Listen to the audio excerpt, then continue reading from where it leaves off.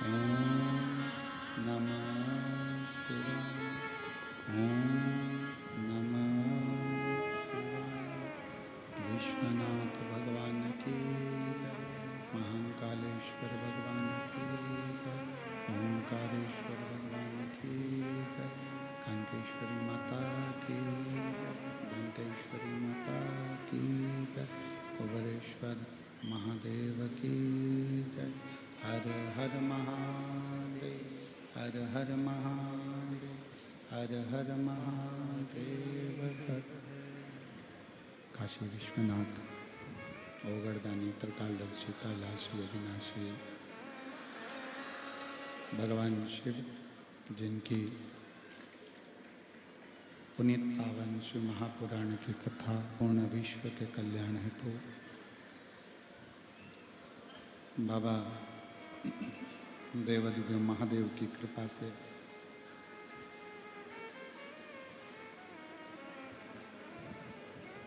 कोकपुर कांकेर के इस पवित्र पावन क्षेत्र में भगवान शिव की कृपा से उनकी उदारता से ये पवित्र पावन शिव महापुराण की कथा का दिव्य और भव्य आयोजन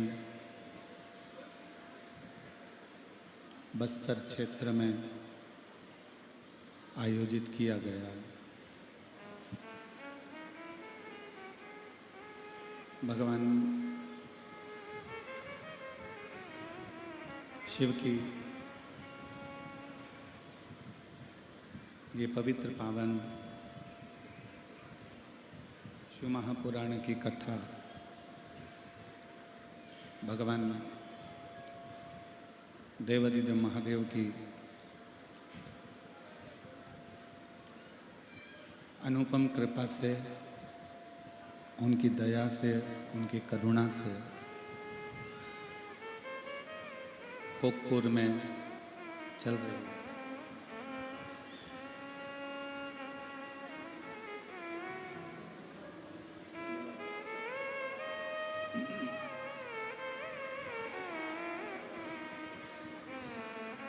शिव की कृपा, शिव की करुणा, उनकी उदारता हमारे बीच में क्षेत्रीय सांसद महोदय पधारे हैं। मैं निवेदन करता हूं सांसद जी से वो व्यासपीठ का पूजन करने पधारें।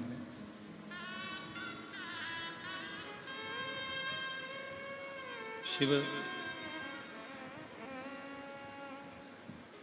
करुणा सागर है, दया सागर है और संपूर्ण विश्व का कल्याण करने वाले हैं। जिनकी अनुपम कृपा से, उनकी दया से ये पवित्र पावन शिव तत्व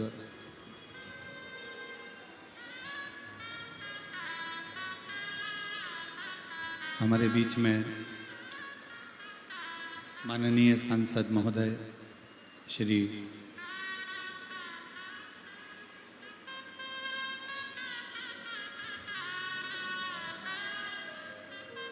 भोजराज जी नाथ जी यहाँ पधारे। एक बार जोर।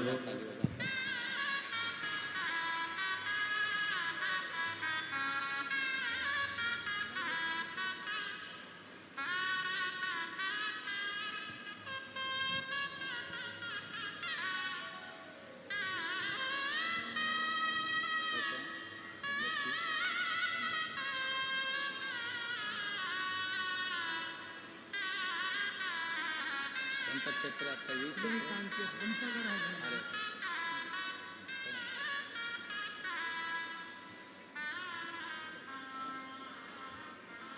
माननीय सांसद महोदय श्री भोजराज नाथ जी हमारे बीच में पधारे। एक बार जोरदार ताली बजाकर उनका स्वागत, वंदन, अभिनंदन। जो इस कांकेर कोकपुर क्षेत्र के ही हैं, शिव की कृपा और उनकी उदारता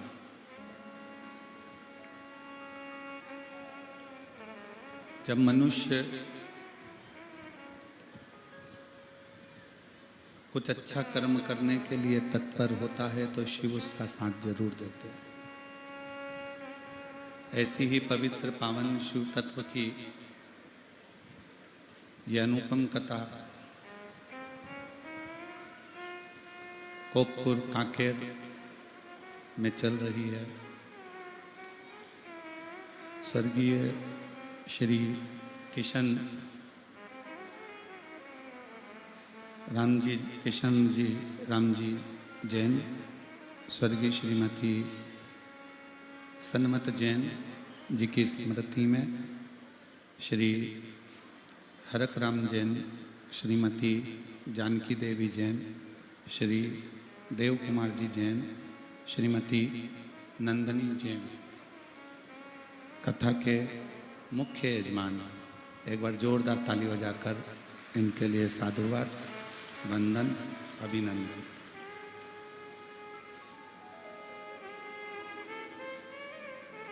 लाखों की संख्या में पधारे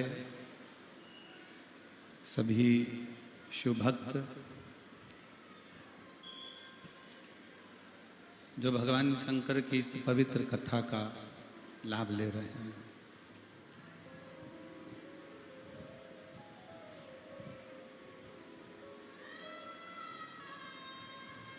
परिवार में, कुटुंब में, रिश्तों में, नातों में, धन में, दौलत में, संपदा में सुख कुछ देर का रहता है।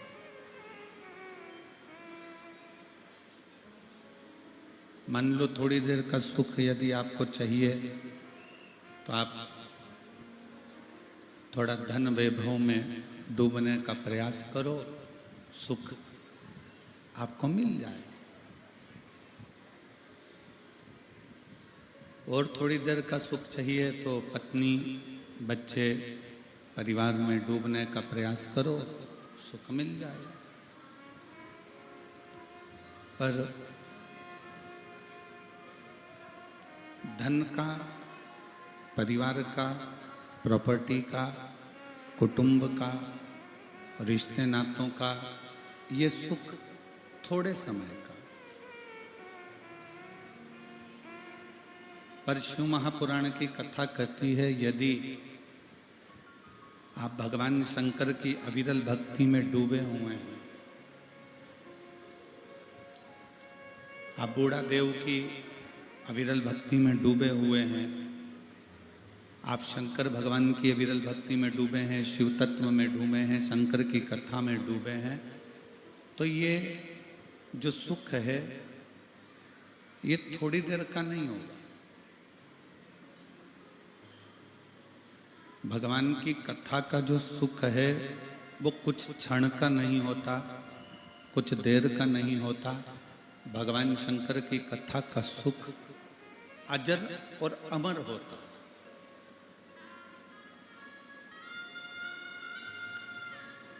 जैसे 33 कोटि देवताओं में अजर और अमर है मेरे भगवान शंकर।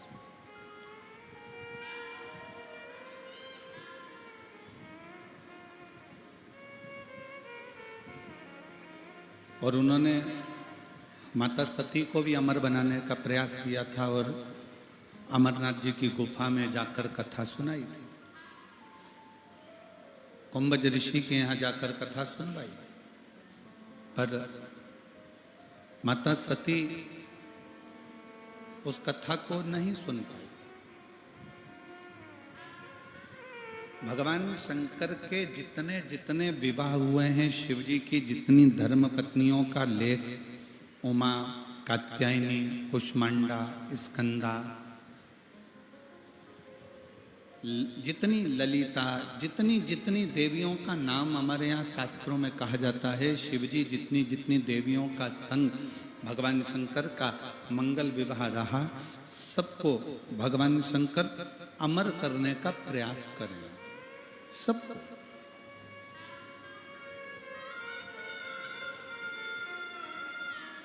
पर सब अमर नहीं हो पाए। फिर आखिरी में माँ जगतजननी पार्वती जी को अमर करने के लिए अमरनाथ जी की गुफा में कथा सुनाई।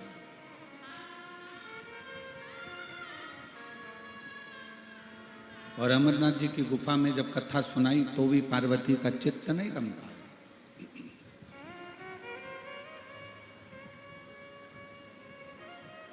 शिव महापुराण की कथा एक बड़ी सुंदर बात कहती है।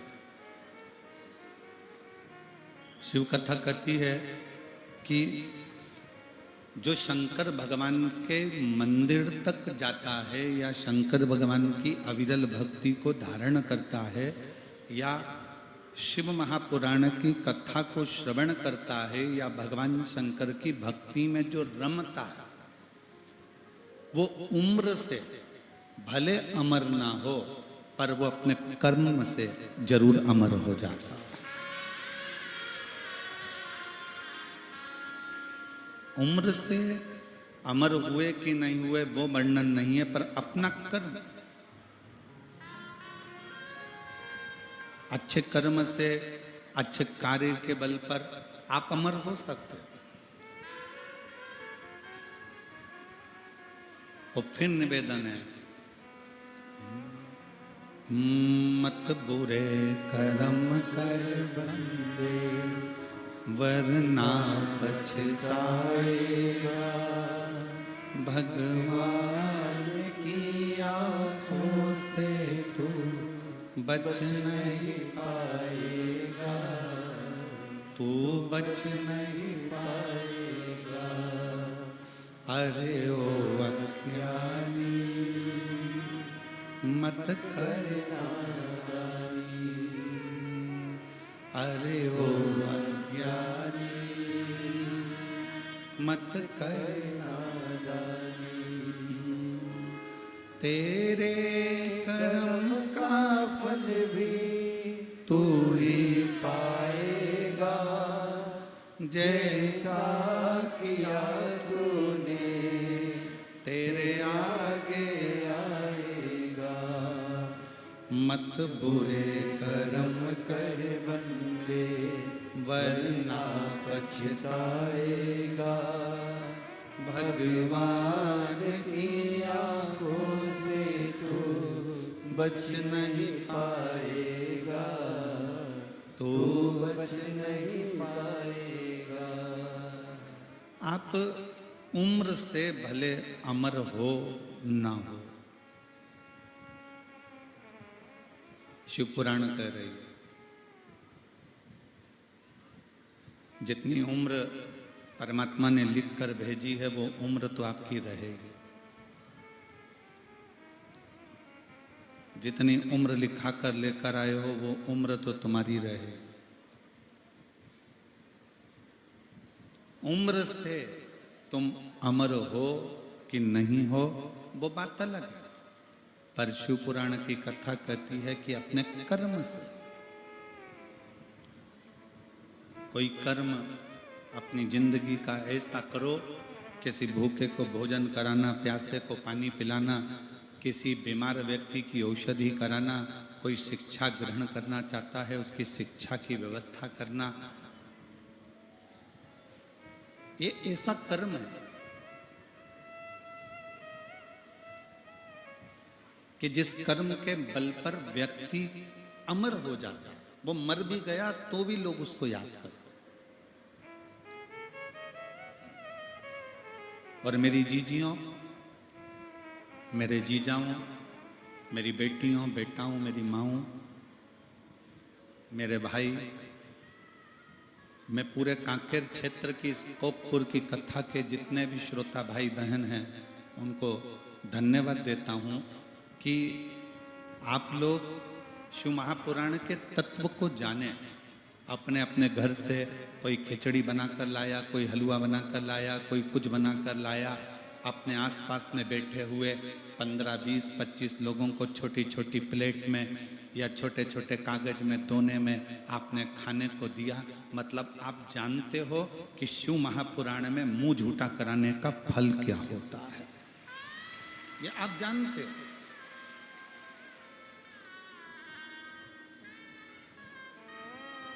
बड़ी खुशी होती है। कल एक वीडियो देखा, जैन साहब, कल एक वीडियो देखा। उस वीडियो में एक बहन जिसके तन पर कपड़ा भी थोड़ा होगा,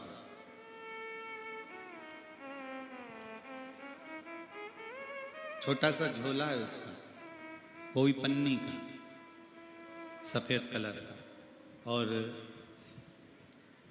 वो रोड के किनारे पर खड़ी होकर कागज में निकाल निकाल कर खिचड़ी, चावल, और चावल के ऊपर कोई सब्जी डाल रही थी, लंबी लंबी फली की, वो डालकर और सबको दे रही थी।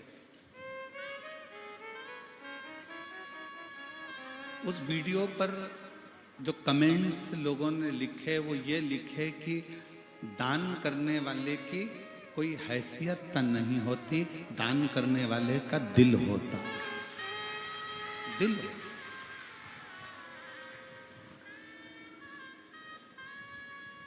काकेन में कई करोड़पति भी पड़े होंगे, कांकेर में कई धनपति पड़े होंगे जिनके शोरूम चल रहे होंगे, जिनकी बहुत बड़ी बड़ी गाड़ियां चल रही होंगी, जिनकी 4-4 मंजिल बिल्डिंग होगी, जिनका बड़ा बड़ा व्यापार होगा। फिर भी उनका धन किसी भूखे के भोजन में नहीं लग पाता, उनका धन बीमारी में जरूर लग जाता है।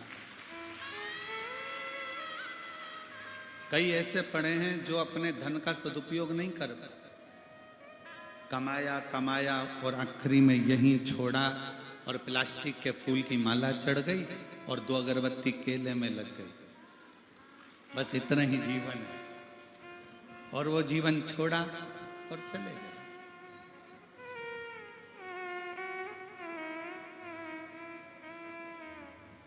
जरूरी नहीं कि आप बहुत बड़ा भंडारा करोगे तो प्रसिद्ध हो, जरूरी नहीं कि बहुत बड़ा आयोजन करोगे तो प्रसिद्ध होगे। शिव महापुराण की कथा कहती है, बन सके अपने आसपास में रहने वाला कोई बच्चा भी अगर भूखा है, उसको शिक्षा की जरूरत है, चिकित्सा की जरूरत है, तो उसको भी अगर शिक्षा, चिकित्सा या भोजन दे देते हो तो भी तुम भंडारा करने के बराबर ही हो, तो भी भंडारा करने के बराबर।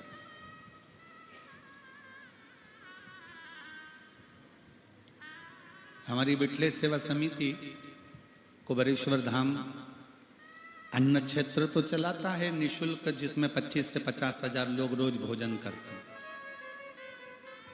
एम्बुलेंस भी चलाता है, जिससे मरीज को उसके घर तक छोड़ा जाता है, चिकित्सा भी कराता है। और हमारी विठले सेवा समिति, जिसमें तुम दान देते हो, 1 रुपया भी समर्पित करते हो, 1 अन्न का दाना भी देते हो, वो विठले सेवा समिति कई बच्चे, कई बेटे, कई बेटियां जो उनकी पढ़ना चाहते हैं, एजुकेशन करना चाहते हैं, और उनके पास पैसा जमा करने का भी पैसा नहीं होता, तो उनके कॉलेज और स्कूल की फीस भी जमा कर कर उनको पढ़ाता है ये समिति।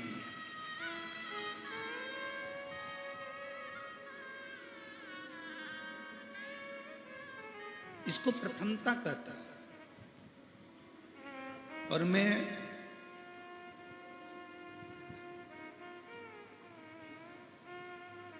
इस चीज के लिए मैं दिनेश साहू जी को भी मैं धन्यवाद दूंगा। कहीं बैठा है दिनेश जी, बहुत साधुता है आपको इस चीज के लिए। छत्तीसगढ़ में कोई बच्चे को पढ़ना रहता है या कोई पत्र सीहोर पहुंचता है तो हम दिनेश भाई को फोन कर देते हैं, दिनेश भैया जरा देखिएगा ये बच्चा है, इसका स्कूल का मालूम करो, इसके कॉलेज का मालूम करो, फिर ये सूचना करके सीहोर सूचना करते हैं, फिर वहाँ से सूचना प्राप्त होती है। और अब तो जैन साहब भी जुड़ गए हैं और हमको रोज गाड़ी में लेकर आते हैं ट्रेवल्स वाले, ट्रांसपोर्ट वाले, वो साहू जी भी जुड़े। ऐसे कई हैं। रायपुर में अग्रवाल हैं बसंत जी, वो जुड़े हुए हैं। ऐसे सब। एक हमारे कानपुर के लालू भाई सोनी जी हैं। एक बच्ची का फोन आया कि आश्रम पर की हमारी फीस होना है और ऐसा है, स्कूल से निकाल दिया गया है क्योंकि हमारे पास में हमारी माँ बीमार पड़ गई थी और उसका कोई पैसा नहीं जमा कर पाया। हम सोनी जी को फोन करे, सोनी जी अपने माध्यम से स्कूल में पता करे, बाद में हमारे तक तो सूचना ही नहीं आई। उन सोनी जी ने और उनके मित्रों ने मिलकर ही फीस जमा कर दी, उसको भी साथ होता है। ये प्रेम है।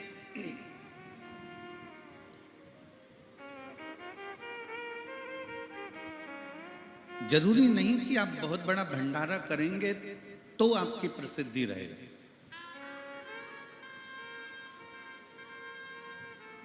आप बहुत सारा किसी को देंगे तो उसमें आपकी प्रसिद्धि रहेगी। शिव महापुराण की सबसे बड़ी पूंजी है, आपके परिवार में पहले देखो कि परिवार में कोई दुखी है तो उसको सुखी करने का प्रयास करो।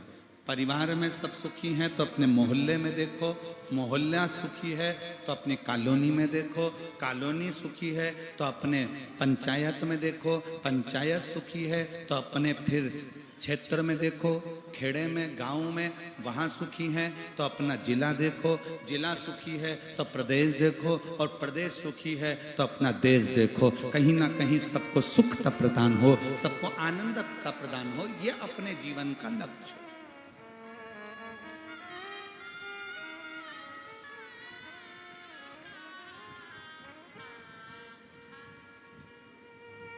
और जिंदगी मिली है, जीवन मिला है।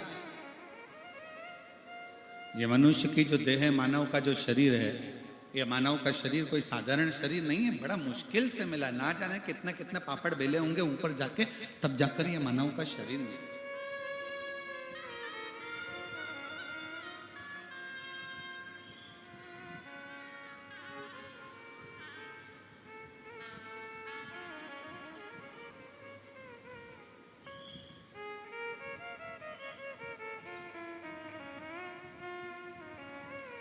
और ना जाने कितना कितना भगवान से प्रार्थना करी होगी, विनय करा होगा, निवेदन करा होगा, तब जाकर यह मानव का शरीर मिला। स्वयं माता पार्वती जी ने शंकर भगवान से महाकाल वन में, उज्जैनी में एक प्रश्न खड़ा कर दिया।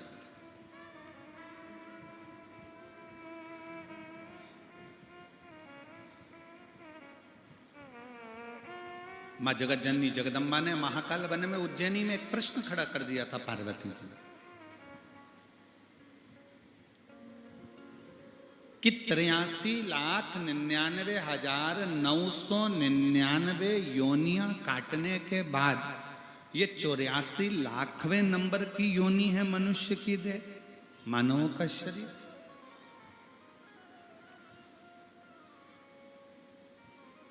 और 83,99,999 योनियां काटने के बाद जो ये मानव की योनि मिली है, मनुष्य शरीर मिला है, मानव की देह मिली है, ये मानव की देह क्या पूर्व के कर्म के अनुसार मिली है?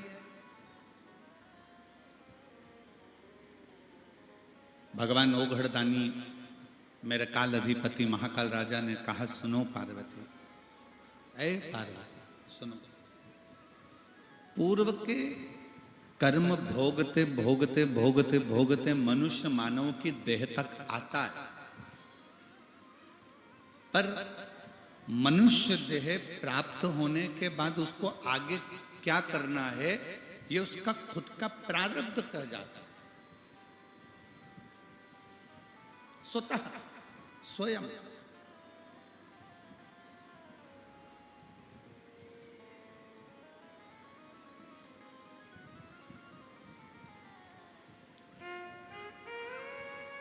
कितनी माताएं बैठी हैं जो शंकर जी के मंदिर में एक लोटा जल चढ़ाती हैं? रख लो। मेरे कितने बेटे, कितनी बेटी और कितने मेरे जीजा बैठे हैं जो शंकर जी के मंदिर में एक लोटा जल चढ़ाते हैं? धन्यवाद, रख लो।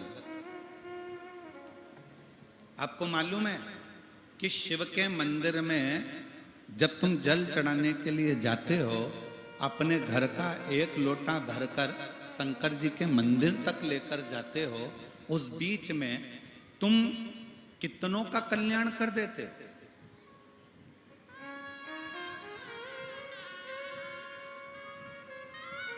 आपको मालूम है कि आप कितने लोगों का कल्याण कर रहे हो? आपको यह नहीं मालूम। दुनिया के लोगों को लगता है कि किसी पर पैसा खर्च करोगे तो कल्याण होगा। ना ना ना। किसी को कपड़ा दोगे तो कल्याण होगा, किसी को भोजन दोगे तो कल्याण होगा, किसी को वस्त्र दोगे तो कल्याण होगा, किसी को आभूषण दोगे तो कल्याण होगा, किसी को सोना चांदी दोगे तो कल्याण होगा। ना, शिव महापुराण की कथा कहती है, आप जब भरा हुआ लोटा लेकर, कलश लेकर, घर से भरा हुआ पात्र लेकर जब निकल कर मंदिर के लिए जाते हो, उतनी दूर में कोई गाड़ी वाला, कोई निकलने वाला आपके मुख का दर्शन कर लेता है, भरा हुआ बर्तन उसके सामने से निकल जाता है, तो उसका सुबह सुबह का समय शुभ हो जाता है और उसका कल्याण हो जाता है। यहां पर बुजुर्ग मेरी माताएं बैठी हैं, बुजुर्ग मेरे पितृतुल्य मेरे जीजा बैठे हुए हैं, और वो ये जानते हैं कि पुराने समय में एक नियम था, भरा हुआ घड़ा लेकर कोई स्त्री निकलती थी तो कहते हैं कि शुभ होता है। गाय अपने बछड़े को दूध पिला रही है और तुम निकल कर जा रहे हो तो शुभ होता है। सामने से अर्थी निकल कर आ जाए तो शुभ होता है। कोई माँ अपने बच्चे से स्नेह लड़ा रही है, लाड लड़ा रही है, प्रेम कर रही है अपने पुत्र से, तो वो शुभ होता है। कोई माँ अपने बच्चे को गोदी में लेकर आवे, वो शुभ होता है। ये शुभ सूचक। अब इन अपन को कहीं जा रहे हैं तो अपन किसी से तो नहीं कहेंगे कि गाय बछड़े को लेकर जाओ तो हमारा दिन शुभ हो जाएगा, सामने से अर्थी निकल कर चली जाए तो दिन शुभ हो जाएगा। नहीं, अपन किसी को नहीं कहते, पर शिव तत्व कहता है, शंकर की कथा कहती है, जब हम एक लोटा जल लेकर जब हम चलते हैं, एक लोटा जल लेकर जब हम अपने घर से निकलते हैं, कोई कहीं जा रहा होता है, किसी कार्य के लिए जा रहा होता है, तो उसका कार्य अपने आप शुभ हो जाता है।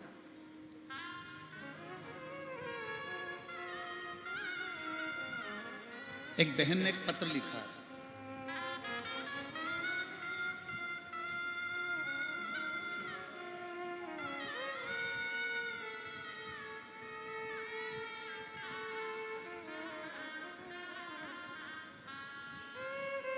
मैं चंद्र प्रकाश कुलदीप, मेरा मोबाइल नंबर ये है, कहीं बैठे हो तो हाथ हिला सकते हैं।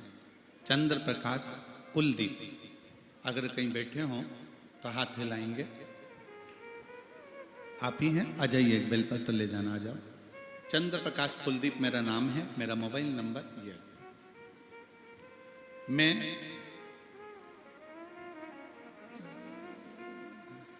ग्राम फरस गांव, ठीक बोला है? ठीक है, फरस गांव, कोरपलेटा, जिला कोंडगांव है, कोंडागांव, ठीक है, जिला कोंडागांव का निवासी हूं। मैं बाबा का क्या वर्णन करूं, शब्द से परे है। बेरियों ने मुझ पर झूठा आरोप लगाया था, जिसका प्रकरण कोर्ट में 5 साल से भी अधिक समय तक चलता रहा। उसी बीच में जीवन में इतना दुख आया कि भगवान पर से भरोसा उठने लगा। मेरे भगवान पर से भरोसा उठ गया। भजन पूजन तो करते पर विश्वास कम हो गया। साथ ही कमर में 3 गठाने हो गई। उठने बैठने चलने में भी परेशानी होती थी, पर फिर भी जबरन चला करता था। जगदलपुर डॉक्टर को बोले कि सिकाई कीमो देना पड़ेगा, कमर बेल्ट बांधो, सब दवाई दिए पर कोई भी आराम नहीं हुआ। आस्था चैनल में आपकी कथा सुनी और फिर लगातार सुनता शुरू किया और शिव जी से प्रार्थना कर जल अर्पण कर जल को पीने लगा तथा थोड़ा जल शिव जी के पास का ही लेकर तेल में मिलाकर गठान में मालिश जैसा खुद करने लगा। 20 दिन के अंदर बाबा भरोसा अब जागा। 20 दिन के अंदर तीनों गठाने घुल गई। डॉक्टर को दिखाया तो बताया कि गांठ गल चुकी है। अब शिव शिव है। जो केस चल रहा था बाबा के भरोसे पर छोड़ा और बाबा जी ने 27 दिन के अंदर उस केस में भी मुझे निराकरण कर दिया और मेरे पक्ष में। मैं गुरुजी एक बात कहना चाहता हूं। शिव महापुराण का पंडाल, शिव महापुराण की कथा कोई साधारण नहीं है। ये स्वयं शंकर करते हैं और शंकर ही पूर्ण करते हैं। ये शिव है, ये शिव का एक भरोसा, एक विश्वास, एक दृढ़ता।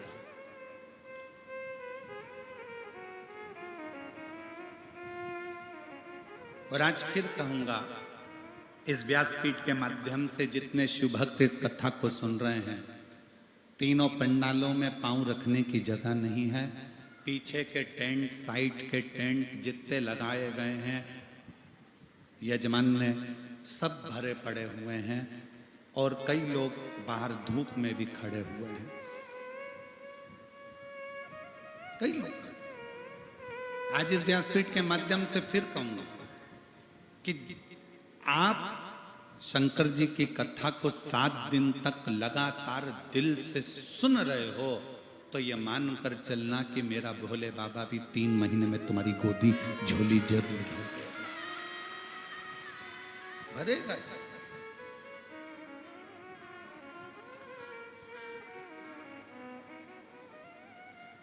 और विश्वास, भरोसा, जब एक विश्वास दृढ़ होता है, भरोसा दृढ़ होता है तो शिव को मिलने में देरी नहीं लगती।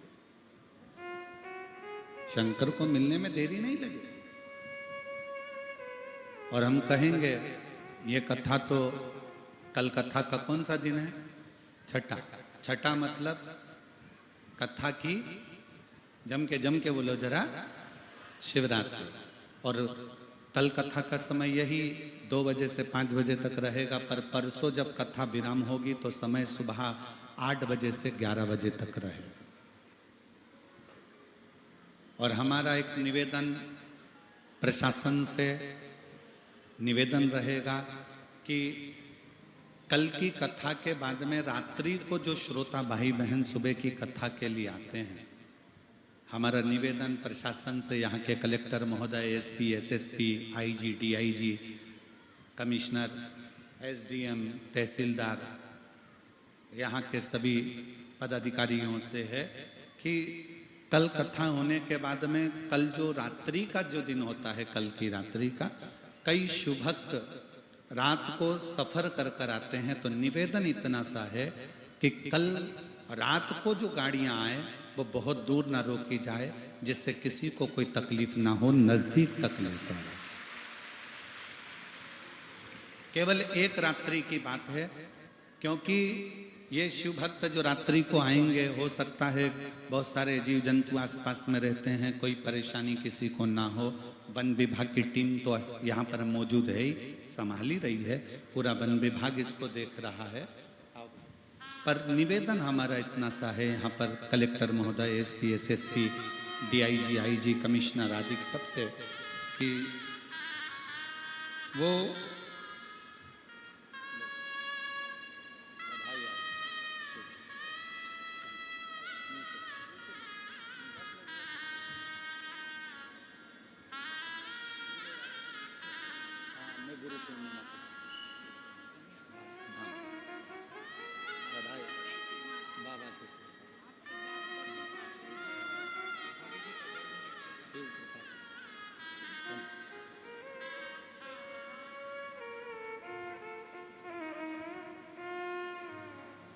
डॉक्टरों ने ना जाने कौन कौन सी बीमारी इस बेटे को बता दी थी। सिकाई तक का बोल दिया था इस बेटे को, पर दूसरी जब जांच कराई गई तो पूरी गठाने इस बच्चे की गल गई। एक बार जोरदार ताली बजाएं इस बेटे को। तो मेरा निवेदन यहाँ के कलेक्टर महोदय, इसकी आईजी, डीआईजी, एसडीएम आदि से कि एक दिन, वैसे आप लोगों ने बहुत सुंदर व्यवस्था यहाँ के प्रशासन ने संभाली है, एक बार प्रशासन के लिए जोरदार ताली बजाए। बहुत बहुत सारा तो निवेदन कि कल का रात्रि के जो भक्त आने वाले हैं उन भक्तों को नजदीकता तक गाड़ियां आए और उनको कोई परेशानी ना हो, जिससे सुबह 8 बजे से 11 बजे तक परसों की कथा होकर सब अपने अपने गंतव्य की ओर चले। शिव तत्व और दिल से सुनो। ये कथा तो 7 तारीख को विराम हो जाएगी। 10 तारीख से 16 तारीख तक त्रिवेणी संगम, गंगा यमुना सरस्वती का मिलन स्थल, सेक्टर नंबर 21, पीपा पुल नंबर 1 और त्रिवेणी के ही तट पर, जैसे ये पहाड़ दिख रहा है, जहां कथा होगी वैसे ही त्रिवेणी बाजू में से बह रही होगी और वहीं पर विशाल पंडाल लगकर 10 तारीख से 16 तारीख तक प्रयाग मेले में, कुंभ के मेले में, जो 144 वर्ष बाद पड़ा है, ऐसे कुंभ के साक्षी बनो और सब आओ और ऐसे ही पंडाल में बैठकर शिव महापुराण की कथा श्रवण कर अपने जीवन को धन्य बनाओ। बाद में मौका नहीं मिलेगा। 144 साल बाद जब वापिस ये महाकुंभ आएगा तब आप और हम नहीं रहेंगे, पर वो 144 साल जब कुंभ आएगा तो आपके और हमारे घर के लोग कहेंगे कि त्रिवेणी के तट पर बैठकर शिव पुराण की कथा प्रयाग में श्रवण करी थी। हमारे दादा ने, परदादा ने, हमारे पिता ने, हमारी माता ने, हमारे घर के लोगों ने वहां जाकर कुंभ के मेले में त्रिवेणी के तट पर दोपहर में 1 बजे से 4 बजे तक बैठकर कथा का लाभ लिया था। सुनो। और पूरे कानपुर वालों से, लखनऊ वालों से, प्रयागराज वासियों से और आसपास के जितने भी उत्तर प्रदेश वासी, उनसे भी निवेदन है, ये मौका बार बार नहीं मिलेगा। आओ और शिव महापुराण की कथा त्रिवेणी के संगम पर 7 दिन सुनकर अपने जीवन को धन्य बनाओ। सार्थ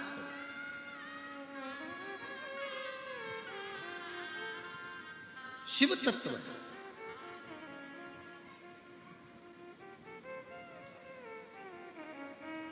पार्वती जी शिव जी से कहती हैं कि मनुष्य देह मिली, मानव का शरीर मिला, और ये मानव का शरीर जीव के कल्याण। तो कई लोग कहते हैं कि हम किसी का क्या भला कर सकते हैं। आप 1 लोटा जल अगर मंदिर में चढ़ाने के लिए जा रहे हो, 1 लोटा जल लेकर शंकर के मंदिर जा रहे हो, तो ये मानकर चलो कि तुमको जो देख रहा है, लोटा भरकर जब मंदिर तक जाओगे, मंदिर से वापस आओगे, जितने लोग आपका दर्शन करेंगे उनका मंगल कार्य अपने आप होगा, उनके कार्य में सफलता अपने आप मिलती चली जाएगी। शिव महापुराण की विद्येश्वर संहिता कहती है, शिव महापुराण की विद्येश्वर संहिता कहती है कि श्री शिवाय नमस्तुभ्यम, बोलने वाले का मात्र मुख का दर्शन करते हैं तो हमारे सारे पाप समाप्त हो जाते हैं, हजारों अश्वमेध यज्ञ का फल प्राप्त हो जाता है। तो जरा विचार करो, जो लोटा भरकर जल चढ़ाने जा रहा होगा, लोटा भरकर जो पानी लेकर शिव मंदिर के लिए जा रहा होगा, दिल से श्री शिवाय नमस्तुभ्यम बोलता बोलता जा रहा होगा, वो ना जाने कितने कितने जीवों का कल्याण करता जा रहा होगा, कितने जीवों का कल्याण। एक पत्र है।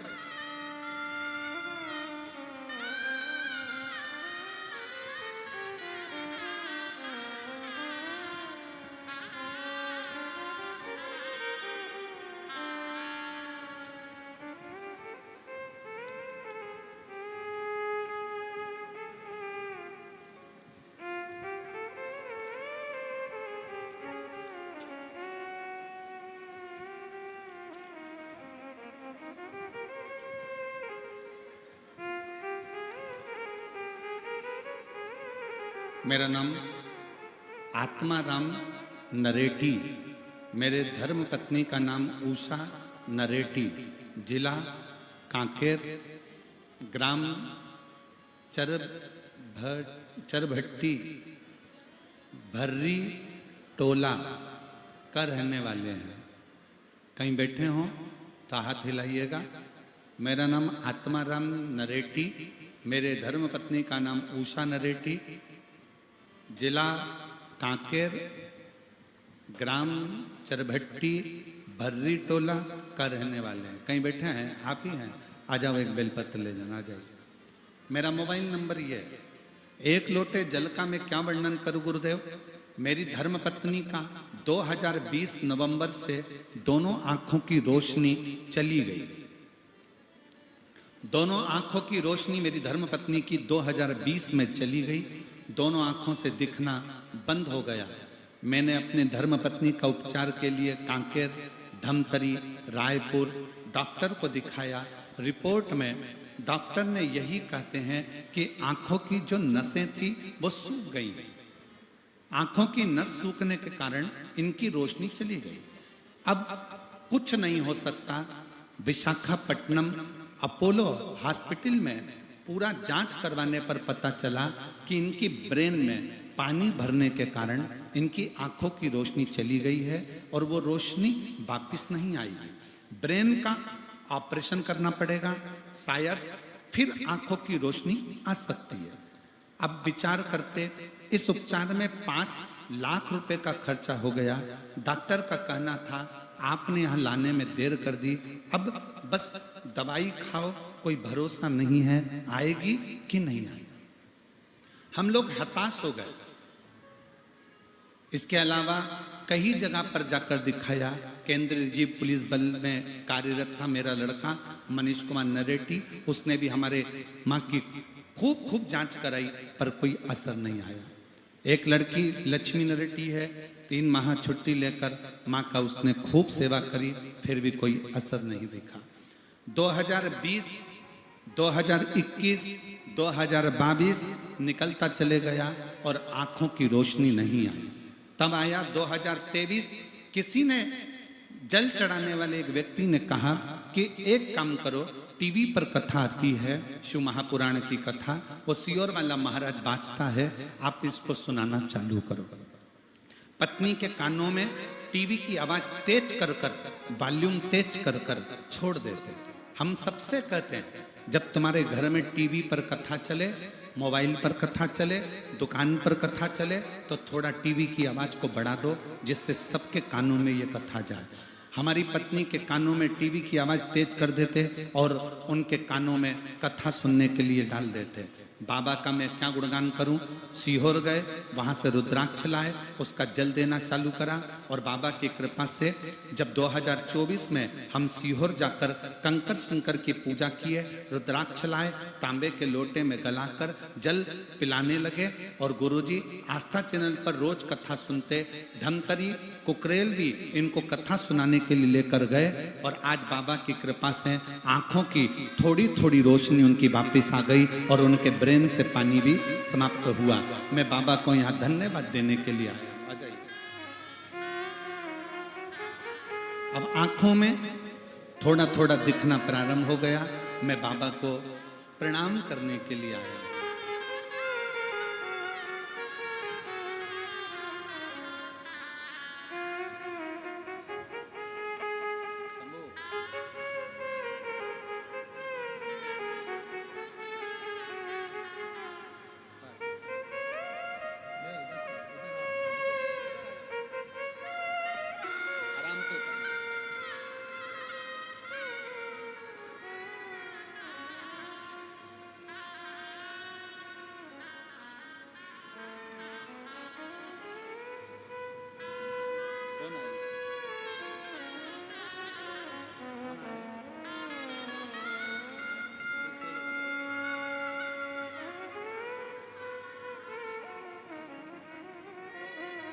शिव तत्व इसी को कहते हैं,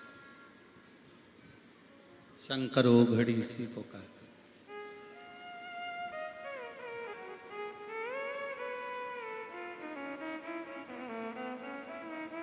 और जब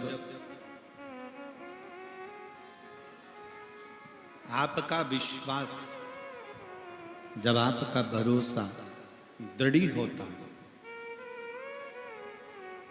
विश्वास की दृढ़ता जब पूर्ण होती है, तब शिव कृपा जरूर करते हैं। भैया कह रहे थे अभी यार कि मैं पुलिस में नौकरी करा हूं, पर हम लोग भी इतना विश्वास नहीं कर पाते थे, पर हमें क्या पता था कि शिव महापुराण का पंडाल, शिव महापुराण की कथा क्या व्यक्ति को रोग से मुक्त कर सकती है। देखिए, डॉक्टर शंकर का एक रूप होता है। हम हमेशा अपनी कथा में वर्णन करते हैं कि तुम्हारे को शरीर में कष्ट है, बीमारी है, रोग है, तकलीफ है, सबसे पहले अगर कोई बीमारी का लक्षण नजर आता है तो अपने नजदीकी हॉस्पिटल में जरूर जाओ, अपने नजदीकी हॉस्पिटल में जरूर पहुंचो।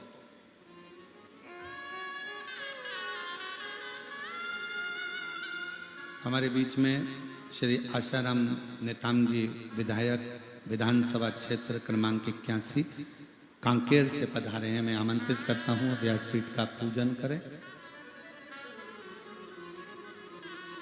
शिव तत्व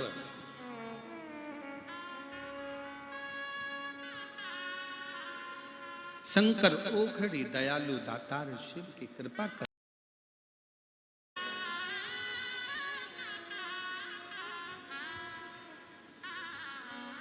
शिव कथा कर रहे हैं, भगवान शंकर का संवाद कर रहे हैं, शिव महापुराण की कथा कर रहे हैं, शिव तत्व कर रहे हैं।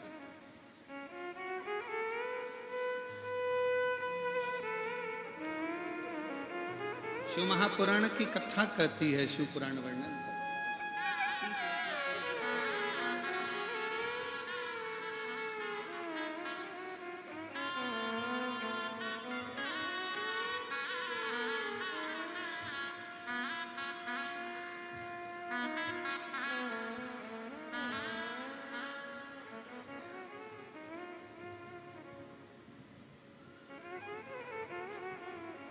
ये मनुष्य का जो देह है, मानव का जो शरीर है, एक लोटा जो जल है, वो कहीं ना कहीं किसी ना किसी रूप में सबका हित कर रहा है। आप किस भरोसे पर,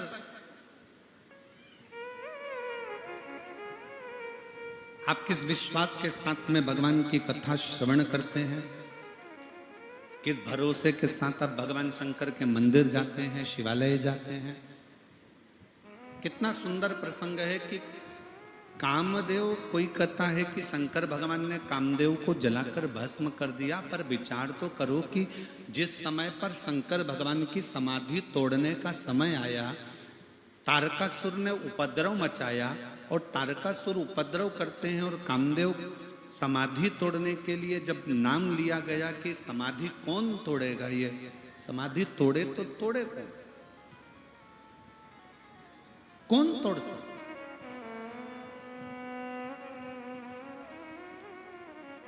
इंद्र से कहा, आप क्या शंकर जी की समाधि तोड़ सकते हो? इंद्र ने कहा नहीं। भगवान नारायण से पूछा गया, क्या आप शिव जी की समाधि को तोड़ सकते हो? नहीं। ब्रह्मा जी से कहा गया, आप शंकर जी की समाधि तोड़ सकते हो? नहीं। 33 कोटि देवी देवता एक जगह पर एकत्रित हो गए, सबकी मीटिंग चालू हो गई, सब बैठ गए, सब बैठकर बातें करने लगे। 33 कोटि देवताओं ने आपस में बैठकर ये मीटिंग करी कि शंकर भगवान की जब तक समाधि नहीं टूटेगी तब तक उनकी संतान नहीं होगी, और संतान नहीं होगी तब तक वो तारकासुर मरेगा।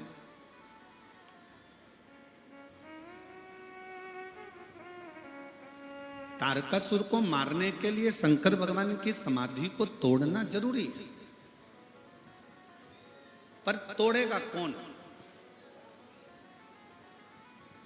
देवताओं ने मना कर दिया कि हम नहीं तोड़ सकते, हमारी सामर्थ्यता नहीं, हम नहीं तोड़ सकते। ये हमारी सामर्थ्यता नहीं कि हम समाधि को तोड़ दें। सारी सभाओं में रति के पति कामदेव बैठे हुए थे, सारी सभा में रति के पति कामदेव बैठे हुए थे, और रति के पति कामदेव हंसकर मुस्कुराकर बोले, केवल शंकर भगवान की समाधि तोड़ना, केवल शिव की समाधि?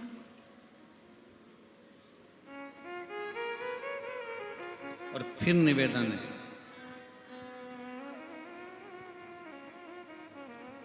जो नजदीक में होता है ना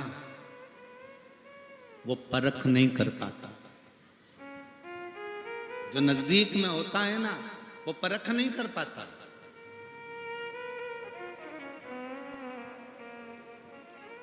आधे से ज्यादा तो घर के लोग अपने बच्चों का विल पावर कमजोर कर देते, तेरे बस का नहीं है, तू आगे नहीं बढ़ सकता, तू एग्जाम पास नहीं कर सकता, तू ये नहीं कर सकता, तेरी सरकारी नौकरी नहीं लग सकती, क्यों फालतू के पीछे पड़ा हुआ है, चल दुकान पर जाना चालू कर, व्यापार चालू कर, काम धंधा चालू कर।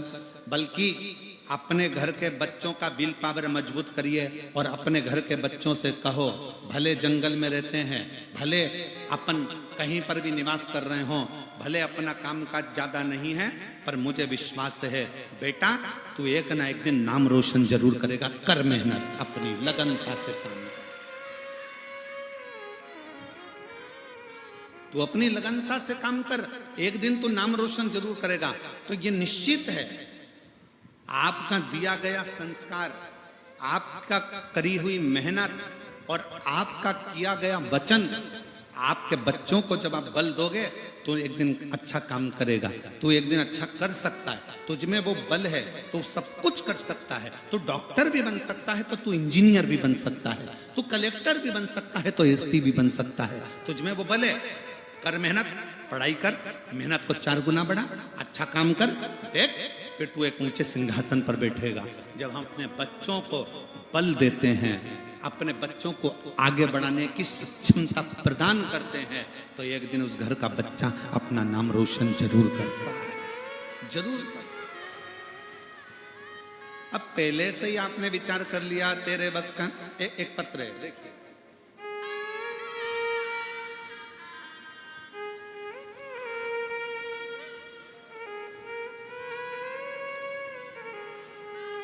मेरा नाम श्रीमती अनसुईया सोनबोईर है, कहीं बैठी हो अनसुईया सोनबोईर। मेरा निवास स्थान दुर्ग, जिला दुर्ग, छत्तीसगढ़ से आई। आप ही हैं? एक बार हाथ हिलाओ, वापिस आ जाइए, एक बेलपत्र लेकर जाइएगा, जाओ। मेरा नाम श्रीमती अनसुईया सोनबोईर है, मेरा निवास स्थान दुर्ग, जिला दुर्ग की हूँ।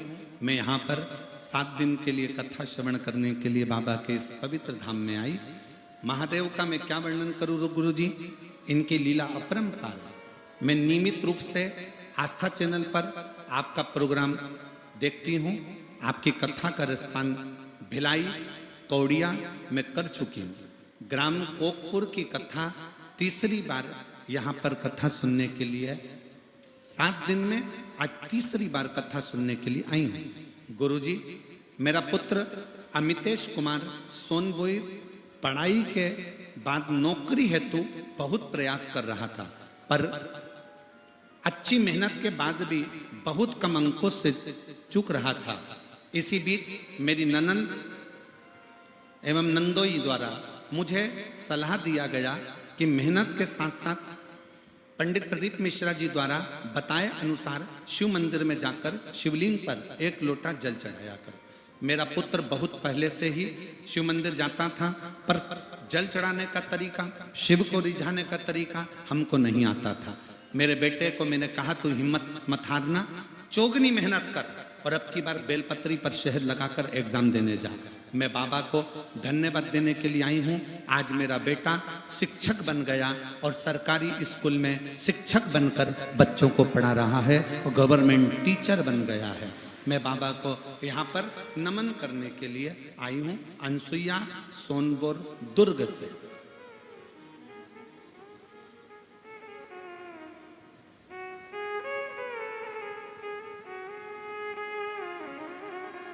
शिव तत्व किसको कहते हैं?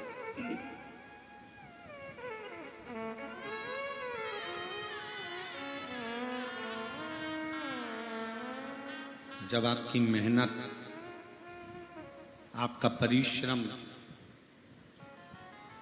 आपकी लगन जब आगे बढ़ती है ना, तो दुनिया का कोई काम नहीं ऐसा जो हो नहीं सकता, होके ही रहता है।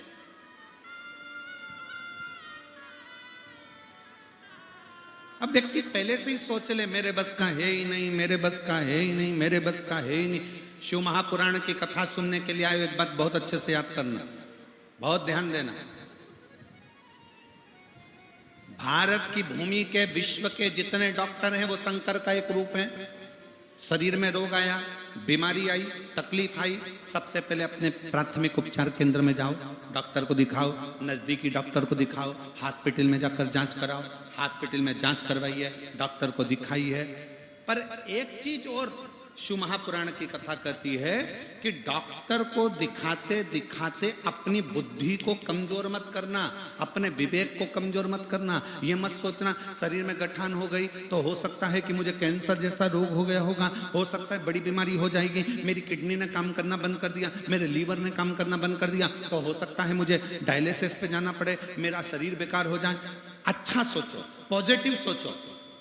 गठान भी हो गई ना, कोई बात नहीं, अगर गठान हुई है तो मैं शंकर जी को एक लोटा जल चढ़ाती हूं, यह भी गारंटी है कि मुझे बड़ा रोग हो ही नहीं सकता,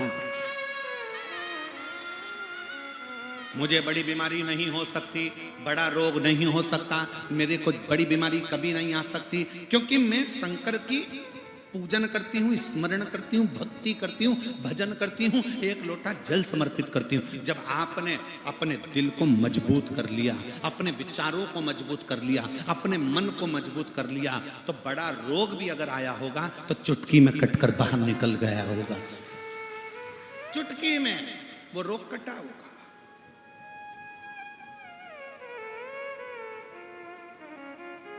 कल एक पत्र पढ़ा था और वो आई भी थी, वो भाई आए थे कल जिनका पत्र पढ़ा था, जिनका दोनों किडनी खराब हो चुकी थी। पढ़ा था कल पत्र, जम के तो बोलो, दोनों किडनी खराब हो गई थी, डायलिसिस चालू, और डॉक्टर ने कह दिया तुम्हारी किडनी बदलना पड़ेगी।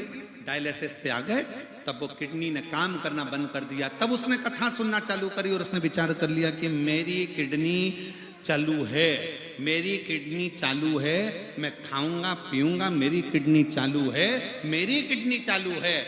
और बाबा ने ऐसा कर दिया कि उसकी किडनी चालू हो ही गई। अपने भीतर का विश्वास, अपने भीतर का बल अपन को प्रबल बनाता है।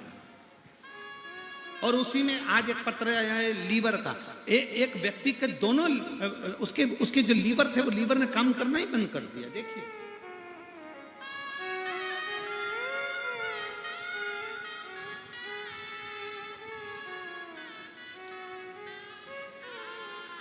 मेरा नाम, तुम पढ़ के बताओ जरा क्या लिखा है, हम थोड़ा गड़बड़ पड़ जाए तो। मेरा नाम पढ़ो जरा।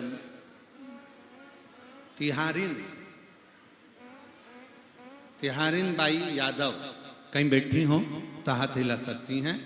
ग्राम लहसुन वही, तहसील नगरी, जिला धमतरी की निवासी हूँ। कहीं बैठी हो तो हाथ हिला सकती हैं। आप ही हैं? आ जाओ, एक बेलपत्र ले जाना, आ जाइए। मेरा लीवर 2008 में, मेरा लीवर 2008 में पूरा खराब हो गया। मेरे लीवर ने काम करना बंद कर दिया। अब जरा देखिएगा कौन सा सन चल रहा है, 2025। खराब कब हुआ था? 2008।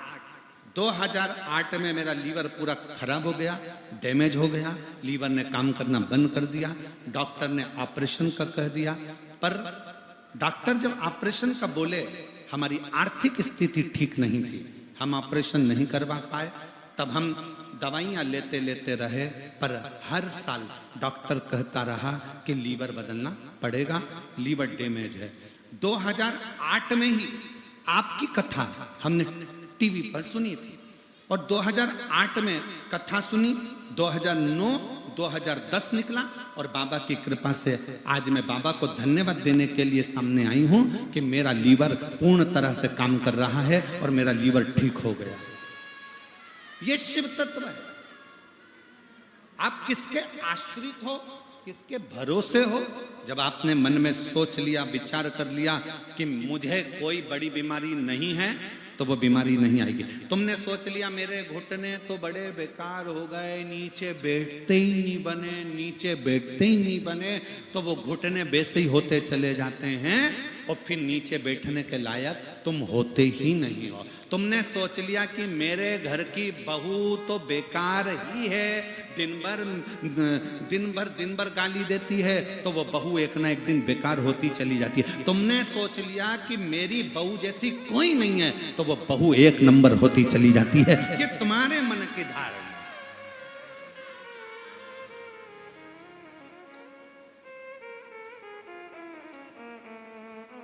ये तुम्हारे विचारों की धारणा।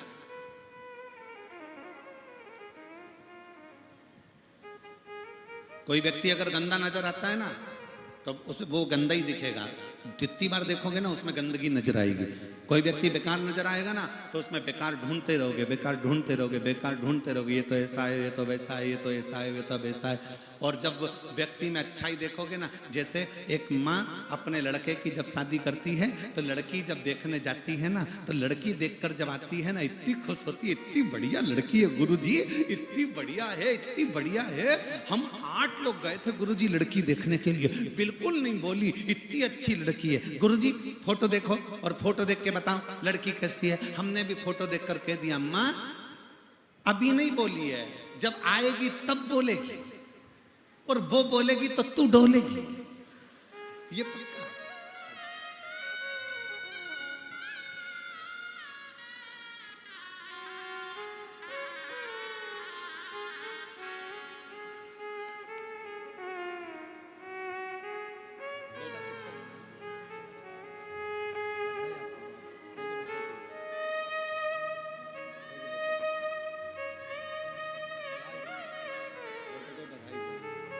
एक बार जोरदार ताली बजाओ। बेटा शिक्षक बना है और माँ ने अपने बेटे से कह दिया था, तू चिंता मत कर, अपनी मेहनत को 4 गुना कर। वो सीवर वाला महाराज कहता है, अपनी पढ़ाई को 4 गुना बढ़ाओ, अपने कर्म को 4 गुना बढ़ाओ, अपनी मेहनत 4 गुना बढ़ाओ, फल जरूर मिले। और मिले। आप किसी ने अच्छा देखिए,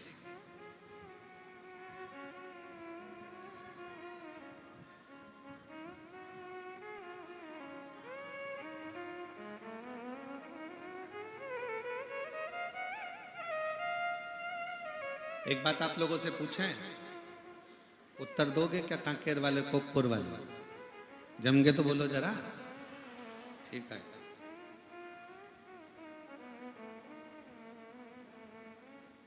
दुनिया में कोई भी ताला बिना चाबी का बनता है क्या? जम के बोलो जरा, नहीं। पुरानी से पुरानी फिल्में बनी हो, वीडियो बनी हो, उनको भी निकालना, तहखाने बने हो, खजाने की फिल्म बनी हो, वो भी निकाल लेना, उसमें भी कोई ना कोई चाबी ताले की जरूर। जब बिना चाबी का कोई ताला नहीं होता, ताला बना है तो उसकी चाबी भी जरूर होगी। उसी तरह जिंदगी में अगर समस्या आई है तो उसकी चाबी शिव पुराण में जरूर होगी, ये निश्चित। प्रत्येक ताले की चाबी होती है तो प्रत्येक समस्या का हल एक लोटा। अच्छा, कई लोगों ने कहा गुरुजी आप कहते हो कि प्रत्येक ताले की चाबी होती है और आप तो कहते हो सारी समस्या का हल एक लोटा जल, तो एक लोटे में सारी समस्या। हमने कहा चाबी का गुच्छा ही लोटा है, एक ही गुच्छे में सारी चाबी डली हुई है। अच्छा चलो, मेरी जीजियां उत्तर दे, मेरे जीजा उनसे तो मैं पूछ नहीं सकता ये वाला प्रश्न, तो मेरी जितनी जीजियां बेटियां बैठी हैं वो उत्तर देना, मेरी माताएं उत्तर देंगी। तुम्हारे घर में हल्दी है, मिर्ची, नमक, धनिया, गरम मसाला, हींग, जीरा, राई, ठीक है। सबके डब्बे अलग अलग है ना, कि सबको मिला के रख दिया?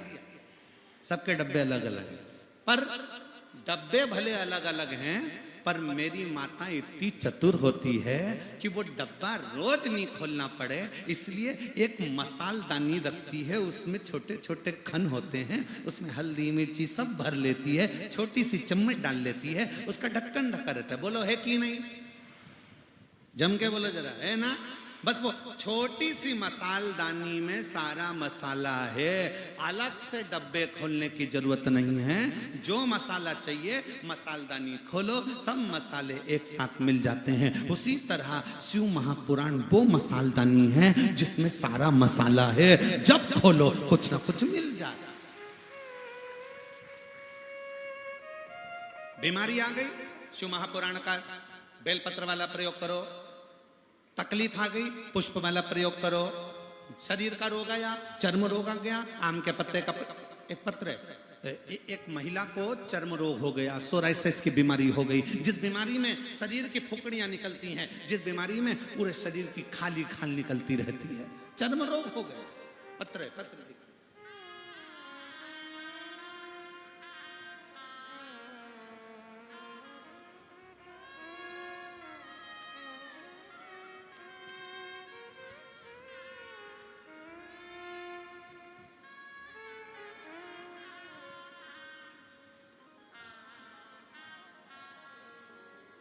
तेश्वर कुमार जैन, अलबेला पारा, अलबेला पारा, कांकेर। मोबाइल नंबर ये है, कहीं बैठे हो तो हाथ हिला सकते हैं, आप ही हैं, आ जाओ, एक बेलपत्र ले जाना। गुरुदेव, एक लोटे जल का मैं क्या वर्णन करूं। 1993 में भारतीय सेना में मैं नौकरी में लग गया। 5 साल बाद 1998 से मेरे शरीर में सोराइसिस की बीमारी हो गई। कौन से वर्ष में हुई? 1900, पढ़ के बताओ जल्दी से, 1998। अभी क्या चल रहा है? 2025। 1998 में मेरे को शरीर में सोराइसिस की बीमारी हो गई, पूरे शरीर की खाल निकलना प्रारंभ हो गई, बड़े तकलीफ में आ गए। सारा इलाज जहां जहां पोस्टिंग होती वहां वहां इलाज कराते, पर हाथ की चमड़ियां निकलती रहती। 1999 में कारगिल में युद्ध के दौरान तब भी शरीर में वो रोग रहा। ऐसे करते करते करते करते 23 साल निकल गए गुरुदेव, पर शरीर का रोग समाप्त नहीं हुआ। तब किसी ने कहा आस्था चैनल पर कथा आती है, उसको सुनो। मैंने आस्था चैनल पर मोबाइल पर कथा सुनना प्रारंभ करी, और आपका आम के पत्ते वाला जो प्रयोग है, आम के पत्ते का प्रयोग करना प्रारंभ करा। आज मेरे शरीर की सोराइसिस की बीमारी पूरी समाप्त हो गई। मैं बाबा को यहाँ प्रणाम करने के लिए आया हूँ, मैं बाबा को नमन करने के लिए। शिव तत्व, शिव तत्व इसी को कहते हैं।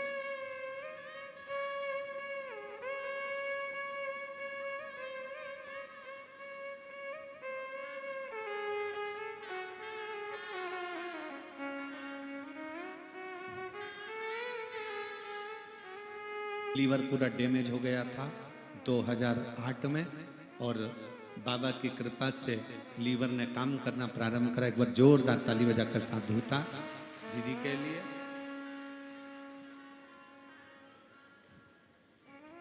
एक विश्वास अपने भीतर प्रकट करो, एक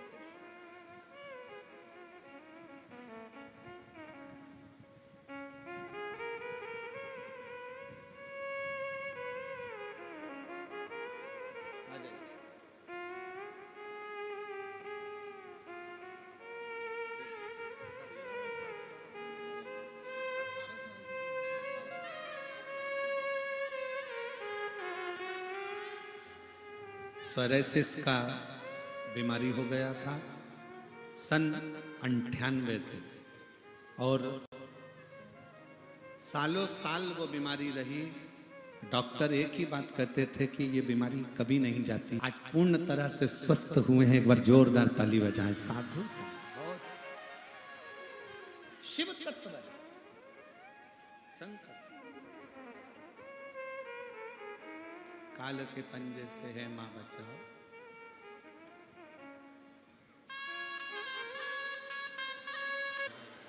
भगवान देवादिदेव महादेव को अपने मन का भाव दिल से हृदय से कहेंगे। जहाँ जगह मिले वहाँ बैठें और हृदय से बाबा को प्रार्थना करिए, निवेदन करिए, दिल से विनय करिए।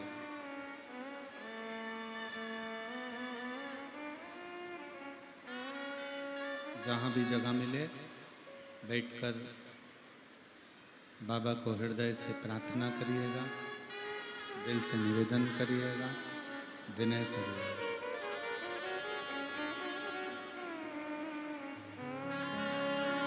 सभी लोग साथ में बोलेंगे, साथ में प्रार्थना करेंगे।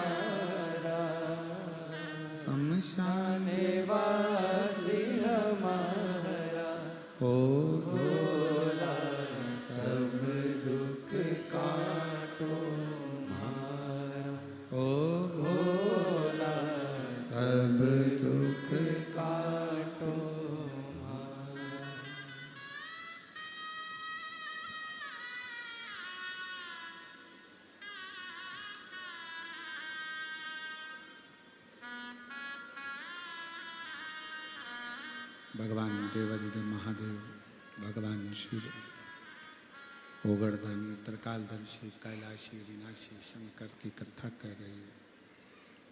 शिव तत्व कह रहा है।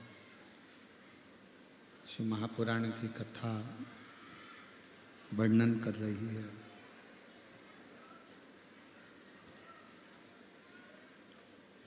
यदि ताला बना है तो उसकी चाबी भी जरूर बनी है। यदि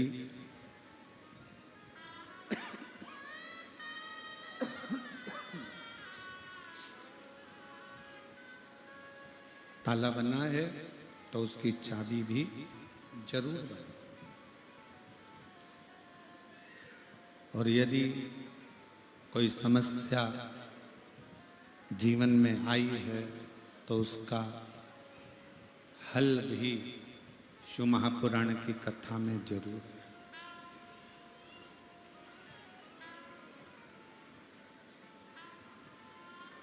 दुख आया है, तकलीफ आई है, कष्ट आया है, उसका निराकरण कहीं ना कहीं शिव महापुराण में है। रिटर्न थोड़ा सा बढ़ा। शिव महापुराण में उसका हल है।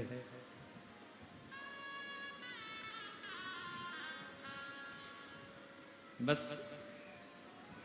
थोड़ा सा इंतजार, परमात्मा को पाने की एक ललकता, भगवान को प्राप्त करने का एक बल अपने अंदर।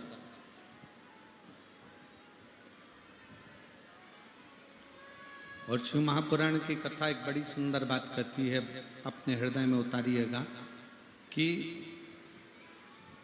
दुनिया में सब कुछ हार जाए ना, चले। शिव महापुराण की कथा कहती है दुनिया में सब कुछ हार जाए चलेगा, पर अपना विश्वास, अपना आत्मविश्वास कभी हारना नहीं चाहिए, तो वापिस प्राप्त हो सकता है। जो गया हुआ है ना, उसको वापिस पाने का तरीका है हमारे विश्वास, हमारा भरोसा।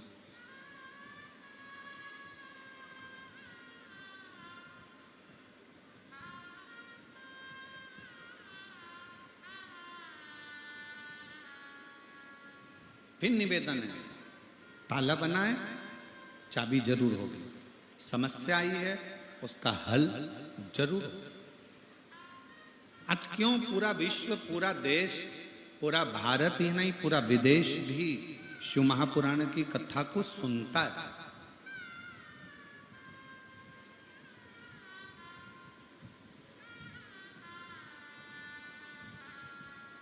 ऐसे घने जंगल में जरा विचार करिएगा कि ये लाखों की संख्या में शिव भक्त अगर आकर कथा श्रवण कर रहे हैं, तो कुछ तो मेरे बाबा ने इनको दिया होगा, और कुछ तो मेरा बाबा इनकी झोली में डालकर भेजेगा, तब तो ये कथा में आए।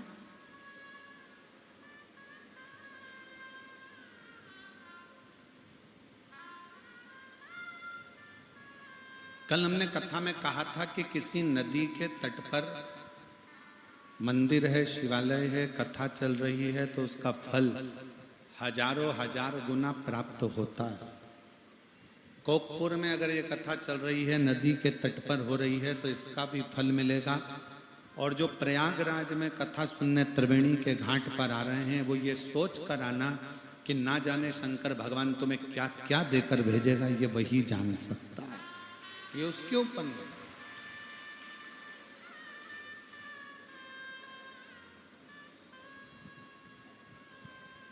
सब कुछ चला भी गया ना, कोई चिंता नहीं। अपने विश्वास को मत जाने, अपने ऊपर भरोसा पक्का रखना, अपने शिव पर भरोसा पक्का रखना कि मेरा बाबा तुम्हें कभी डूबने नहीं देगा।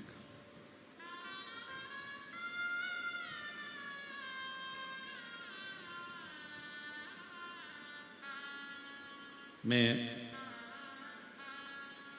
हरक राम जी जैन साहब बैठे हैं, देव कुमार जैन साहब बैठे हैं, इनसे पूछना कथा चालू होने के पहले कितनी कितनी समस्याएं आके खड़ी होती है। भागवत कराओगे ना जैन साहब, इतनी समस्या नहीं आती। राम कथा कराओगे तो भी समस्या नहीं आती। गीता जी कराओगे तो भी समस्या नहीं आती।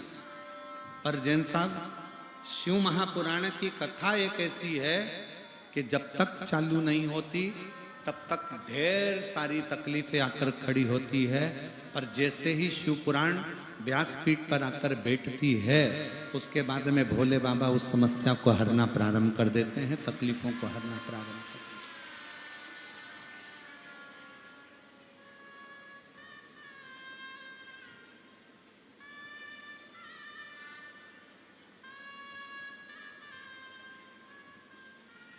उत्तर प्रदेश में माननीय मुख्यमंत्री जी योगी जी कथा का वहां पर जो इतना बड़ा कुंभ का मेला है, प्रयाग का मेला है, कितनी व्यवस्था करी।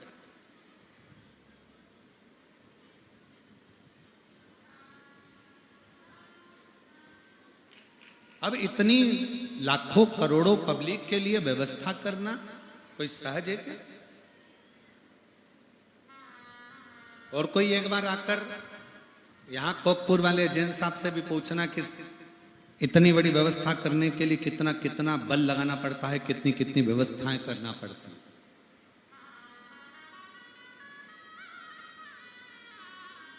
जब यहां लाखों में भक्त आते हैं तो इतनी व्यवस्थाएं करना पड़ती है। और तो प्रयागराज की भूमि पर तो जब कुंभ का मेला लगा है तो करोड़ों में भक्त आते हैं, तो सरकार को कितनी व्यवस्था करना पड़ती है।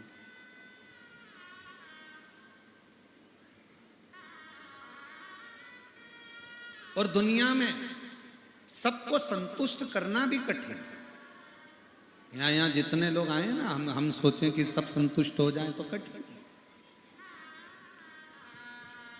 पर एक बात कहूंगा इस व्यासपीठ के माध्यम से कि मेरे कांकेर क्षेत्र के कोकपुर के और जितने भी शिव भक्त टीवी पर कथा सुन रहे हैं, मोबाइल पर सुन रहे हैं, उन सबको साधुवाद देता हूं कि आप लोग कथा में व्यवस्था देखने के लिए नहीं आते हो, आप लोग कथा में केवल शिव को पाने के लिए आते हो और शंकर की भक्ति लेने के लिए, केवल शिव भक्ति।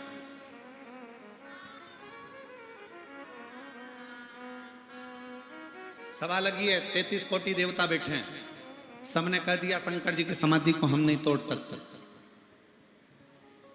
पर तारकासुर को मारने के लिए शिव की समाधि तोड़ना जरूरी है। कौन तोड़ेगा? भगवान नारायण ने मना कर दिया, ब्रह्मा जी ने मना कर दिया, इंद्र ने मना कर दिया, गरुण वरुण सब ने मना कर दिया, 33 कोटि देवताओं ने समाधि तोड़ने का मना कर दिया। तब रति के पति कामदेव, उनके मन में आया कि शंकर भगवान की समाधि मैं चुटकी में तोड़ देता।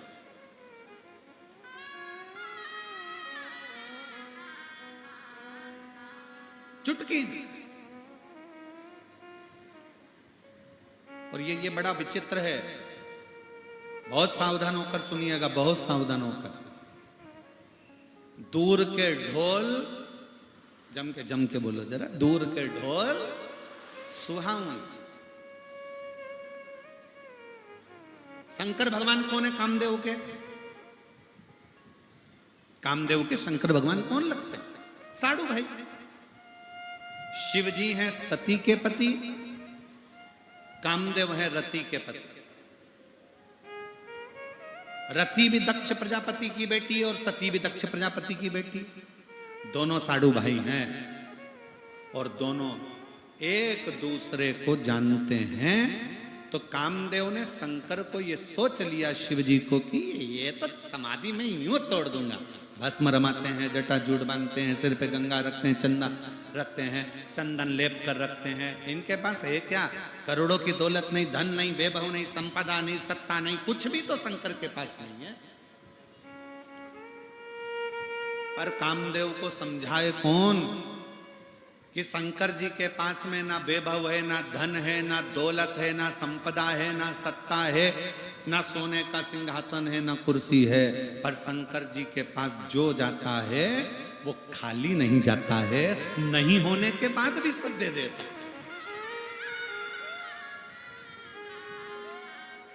शिव जी के पास कुछ भी नहीं है, फिर भी किसी को खाली नहीं भेजते।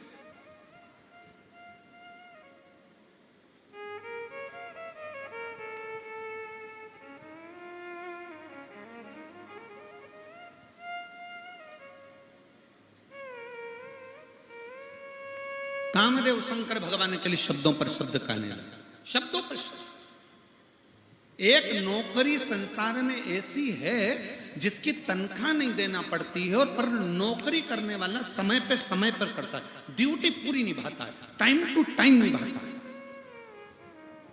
वो कौन सी नौकरी है? उत्तर तो जल्दी से। बोलो रे कांकेर वालों, दुनिया में एक नौकरी ऐसी है जिसकी तनख्वाह नहीं देना पड़ती है और ड्यूटी करने वाला समय टू समय टाइम टू टाइम ड्यूटी करता है, रात दिन जागकर ड्यूटी करता है और उसकी तनख्वाह किसी को देना नहीं पड़ती है। बोलो वो कौन सी नौकरी है? जल्दी बोलो, उत्तर दो रे कांकेर वालों। कौन बनेगा करोड़पति? उत्तर दीजिए जल्दी से। कौन सी नौकरी है जिसकी तनख्वाह नहीं देना पड़ती है? कौन सी नौकरी है जो टाइम टू टाइम करना पड़ती है? कौन सी नौकरी है जो दिन रात करी? क्या बोल रहा है? पत्नी की? हे रे भगवान, श्रीमती की नौकरी करने लगा, उसकी तनख्वाह नहीं देना पड़ती। अच्छा सुनने तो दो वो जीजी क्या बोल रही है। हाँ बोलो जीजी। ना ना ना ना ना, वो कौन सी नौकरी है जिसकी तनख्वाह नहीं देना पड़ती है और नौकरी करने वाले को टाइम टू टाइम जाना पड़ता है, ड्यूटी पूरी करना पड़ती है? वो है निंदा की नौकरी, चुगली की नौकरी।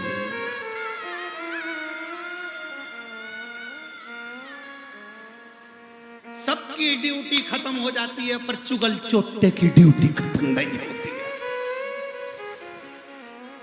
सबको तनख्वाह देना पड़ती है। देखो विधायक जी से पूछना, सांसद जी से पूछना, कलेक्टर से पूछो, एसपी से पूछो, मुख्यमंत्री जी से पूछो, प्रधानमंत्री जी से पूछो, बड़े बड़े महाराजों से पूछो, बड़े बड़े मिनिस्टर से पूछो कि उनको अपना प्रचार करने का पैसा देना पड़ता है पर चुगल चोटे को पैसा नहीं देना पड़ता, वो अपने आप प्रचार करता है। अपने आप निंदा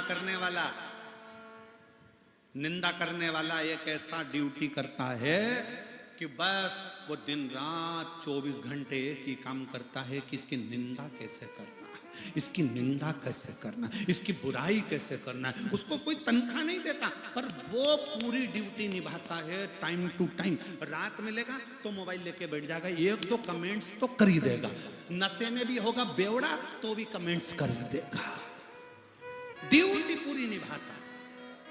निंदक, चुगल चोटा, निंदक की नौकरी बड़ी विचित्र नौकरी, बड़ी विचित्र।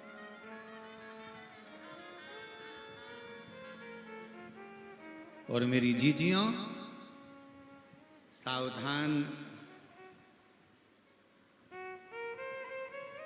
जय जोहार, सावधान।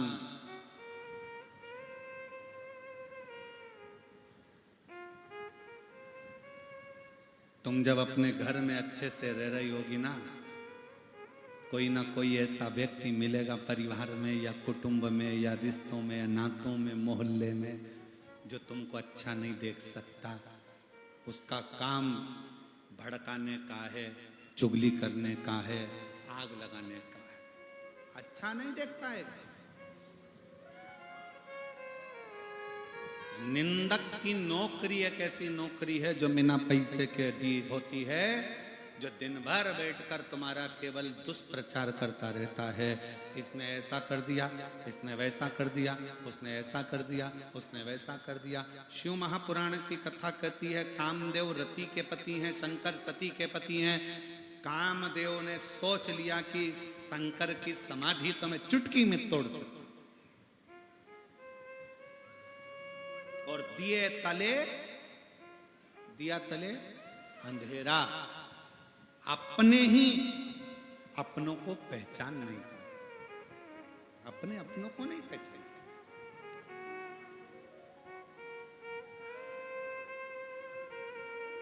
जब कोकपुर में कथा हो रही होगी ना तो कांकेर के कई लोग विचार कर रहे होंगे, हो कोकपुर में कहां कथा होगी,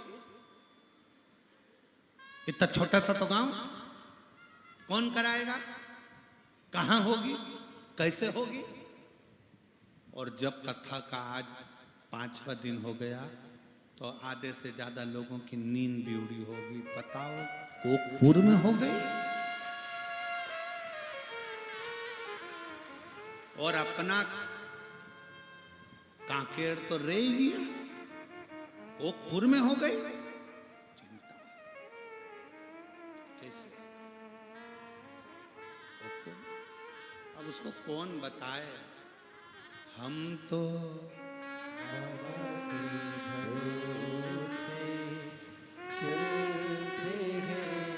हम तो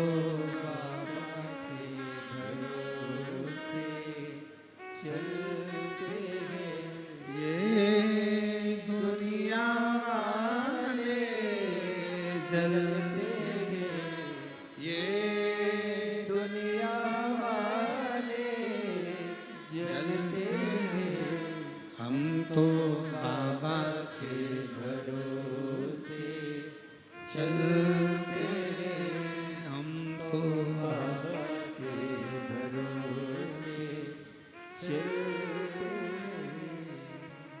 भीतर कामदेव को लगा कि शंकर की समाधि में तोड़ सकता हूं एक चुटकी में, पर कामदेव ये भूल गए, अपने साड़ू भाई को पहचानना भूल गए कि ये शिव है, शंकर है, ओघड़ी है, दयालु है। शंकर भगवान के लिए कामदेव ने कहा इनके पास कुछ नहीं है, पर कामदेव को ये नहीं मालूम कि रावण को सोने की लंका दे देते हैं, भस्मासुर को आशीर्वाद भस्म होने का दे देते हैं, जो अंधकासुर को भी पाताल लोक दे देते हैं, जो चोर को कुबेर बना देते हैं, जो भगवान नारायण को लक्ष्मी दे देते हैं, वो साधारण शंकर नहीं है, जो आता है अपने पास भले कुछ ना हो पर सबको दे देते हैं। और कितने बड़े दानी शंकर भगवान, कितने बड़े दानी कि लंका के राजा रावण शंकर भगवान के सामने आकर खड़े होकर कहते हैं, भोलेनाथ मेरे पास सब कुछ है, अब मुझे कुछ नहीं चाहिए, बस आपकी धर्म पत्नी पार्वती दे दीजिए। लंका का राजा रावण कहता है कि आपकी धर्म पत्नी पार्वती दे दीजिए।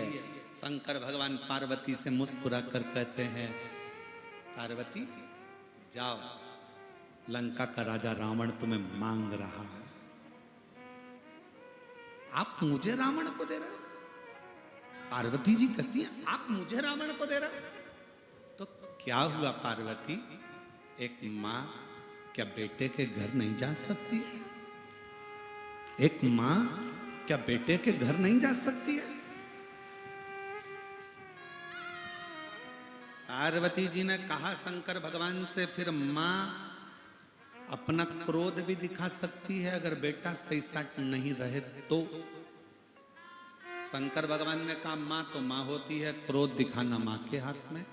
ठीक है, जाती हूं। पालकी में, रावण की पालकी में मां जगतजननी दुर्गा पार्वती बैठ गई, लेकर रावण चले। रावण को चलते चलते मन में आया कि इतनी सुंदर शिवजी की धर्मपत्नी मुझे मिली है। अब मां तो बेटे के घर जा रही थी, पर बेटे की दृष्टि में मां गलत भाव में आ जाए, बेटे की दृष्टि गलत हो जाए, तो बीच रास्ते में पालकी को रोका गया और लंकापति रावण ने कहा कितनी सुंदर है पार्वती देखूं, और अहंकार सिर पर चढ़ा था। पार्वती को देखने के लिए जो पालकी का पर्दा हटाया तो वहां दुर्गा नहीं, वहां तो काली बैठी थी, भद्रकाली। भद्रकाली, चंडी को देखा, काली को देखा, तो रावण का केवल चेहरा पीला नहीं पड़ा था। अब नहीं बोलूं तो अच्छा, रावण का केवल चेहरा पीला नहीं पड़ा था। जब मैं जगत जननी को देखा, जगदम्बा को देखा, काल रात्रि मां कुष्मांडा, मां काल रात्रि को, चंडी को जब देखा, रावण के तो जितने 10 सिर थे, 20 आंख रावण की टपटपाने लगी, थर-थर कांपने लगा, थर-थर। डोली को छोड़ा, रावण वापिस कैलाश भागा, वापिस कैलाश। और ये कथा क्यों सुना रहे हैं? भारत की भूमि पर रहने वाली मां जगत जननी जगदम्बा ने अपना असली रूप दिखाया तो रावण वापिस भागा है। और मेरा निवेदन है सनातन धर्म की इन बेटियों से कि तुम भी वो देवी हो, कोई तुमको अगर आंख उठाकर देख ले तो तुम भी अपना चंडी का रूप दिखाने में पीछे मत हट जाओ।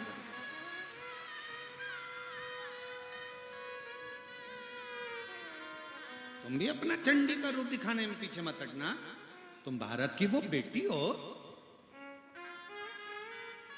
रावण भागा, कैलाश पर गया, शिवजी के पास शंकर भगवान नेत्र बंद करके बैठे थे। रावण चिल्लाया हर हर। तो तुम क्यों चिल्ला रहे हो? रावण चिल्लाया था। रावण फिर चिल्लाया हर हर महादेव। जैसे रावण चिल्लाया शंकर जी के नेत्र खुल गए। शिवजी ने पूछा,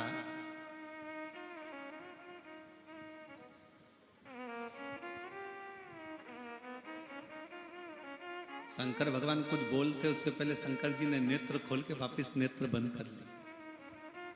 क्यों? कमरे में पिता, माता और बच्चा तीनों। रावण बच्चा है, शंकर जी पिता हैं, जगत जननी मां। बहुत सावधानी से सुनना। जब मां अपने बेटे को जब चंडी बनकर डांटती है ना, तो पिता भी कुछ नहीं बोलते हैं, चुपचाप या तो मुंह ढक के सोएंगे या फिर अपना मोबाइल चलाते रहेंगे। और बच्चा चिल्ला पापा पापा, क्योंकि पापा को मालूम है चंडी का मुंह कभी भी इधर भी हो सकता है। अभी उधर है, जगदम्बा तुरंत पलट के इधर आ जाएगी, तो अपन तो चुप रहो, नहीं तो फिर वही वाली बात आ गई, काल के पंजे से माता बताओ।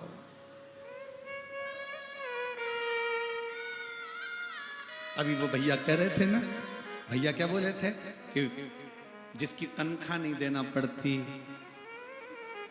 कौन सी नौकरी है, तो कहा श्रीमती की नौकरी। तो ये फिर चिल्ला काल के पंजे से मत।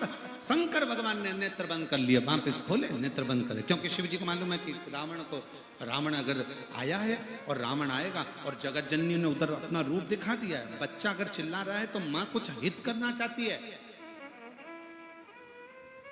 मां बच्चे का कुछ हित करना चाहती है, मां बच्चे को कुछ अच्छा देना चाहती है। बोले नहीं।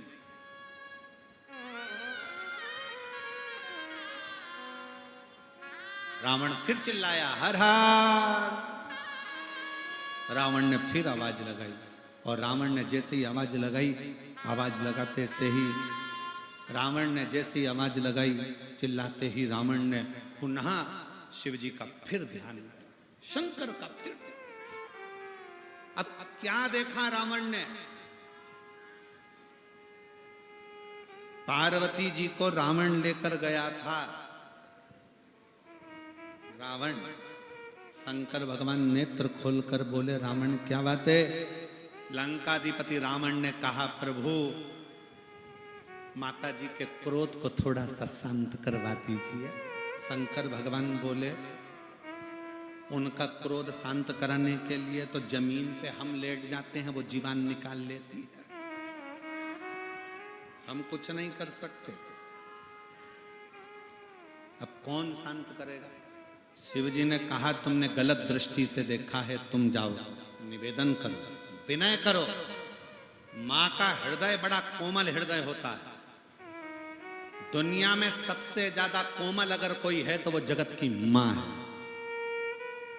दुनिया में सबसे ज्यादा कोमल है तो वो घर में रहने वाली बूढ़ी मां है। बहू ताने पर ताना देती है तो भी अपने कान के बुंदे, गले की चेन सास अपनी बहू को ही देती है। बेटा अपशब्द पर अपशब्द कहता है तो भी मां अपने बेटे के लिए दुआ करती है, संतान सप्तमी का व्रत करती है। केवल एक मां दुनिया में ऐसी होती है जो हजारों ताने सहकर भी देती है। दुनिया में दो मां, एक अपने घर में रहने वाली बूढ़ी मां और एक पूरे जगत को दूध पिलाने वाली गौ मां, गौ माता। कटने के बाद भी दुआ देती है, बेटा मैं बूढ़ी हो गई थी तो कहीं मुझे रख देते, पर मुझे काटते तो नहीं। मां, जगत की मां, मां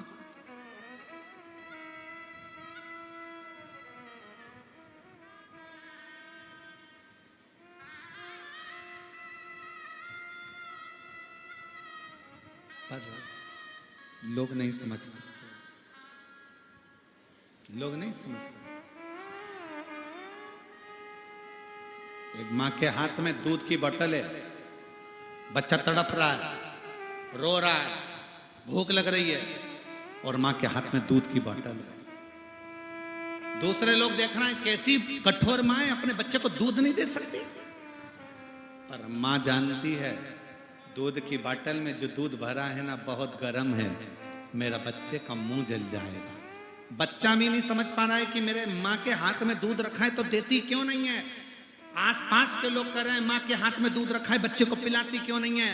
पर माँ अंदर से जानती है कि मेरे बच्चे का मुंह जल जाएगा। बेटा भी माँ को गलत समझ रहा है और दूसरे भी माँ को गलत समझ रहे हैं, पर माँ का दिल तो माँ का दिल होता है। थोड़ी देर बाद ठंडा कर कर हाथ में देकर देखकर ठंडा हो गया, तब बच्चे को देती है। माँ एक ऐसी होती है जो दुनिया के ताने सहकर भी अपनी औलाद को दुआ देती है, वो जगत की माँ होती है, वो माँ होती है।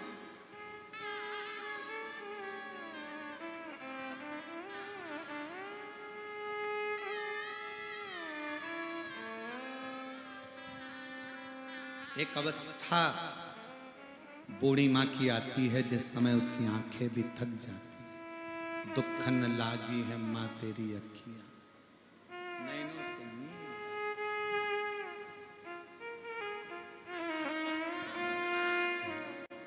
नैनों से जल दुखन लागी है माँ तेरी अखियाँ, दुखन लागी है माँ तेरी अखियाँ, मेरे लिए जागी है तू सारी सारी रतियाँ। हो मेरी निंदिया पे, हो मेरी निंदिया पे तू बलिहारी है। ओ माँ, ओ माँ, ओ माँ, ओ माँ। एक माता का भाव,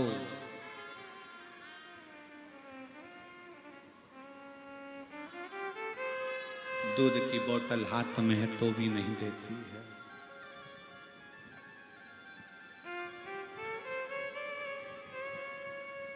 वो माँ, तू कितनी प्यारी है, तू कितनी भोली है, प्यारी प्यारी है। ओ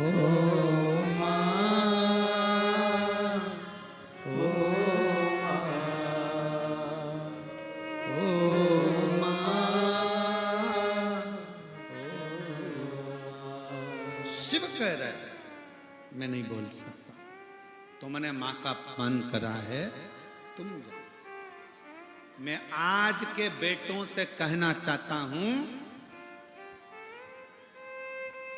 दुनिया का दिल दुख गया ना चलेगा, पर अगर माँ का दिल दुख गया तो जिंदगी में रोना जरूर पड़ेगा, रोना पड़ेगा। माता का हृदय ना रो। रावण, तुम मुझको कुछ कहता ना चल जाता, पर तू जगत जननी पर गलत दृष्टि दे रहा, जगदम्बा पर गलत दृष्टि। तो रावण समझा नहीं है।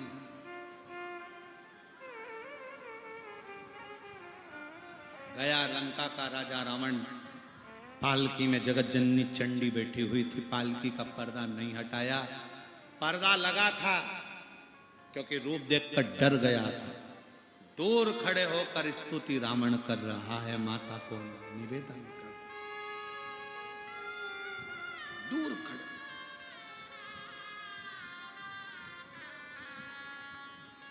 पूत कपूत सुने हैं पर ना माता सुनी को माता। हे मां, हम बेटे हैं, गलती हो गई। माँ बेटे का है इस जग में बड़ा ही निर्मल नाता।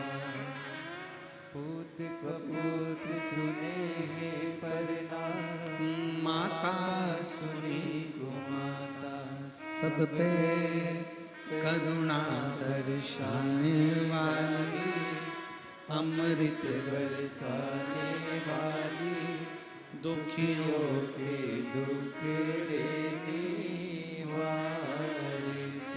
ओ मैया हम सब उतारे तेरी आरती।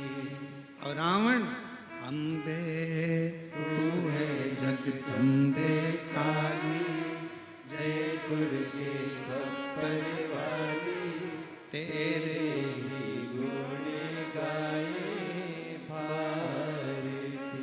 ओ मैया हम सब उतारे तेरी आरती। दूर खड़ा है रावण, पालकी में जगत जननी जगदम्बा। एक बार पर्दा खोलकर जो चंडी का रूप देखा है, दूसरी बार पर्दा नहीं खोलता रावण।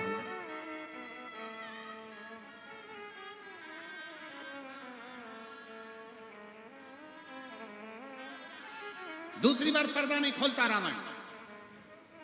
पर्दा खोले तो कैसे कैसे? दूर खड़ा है।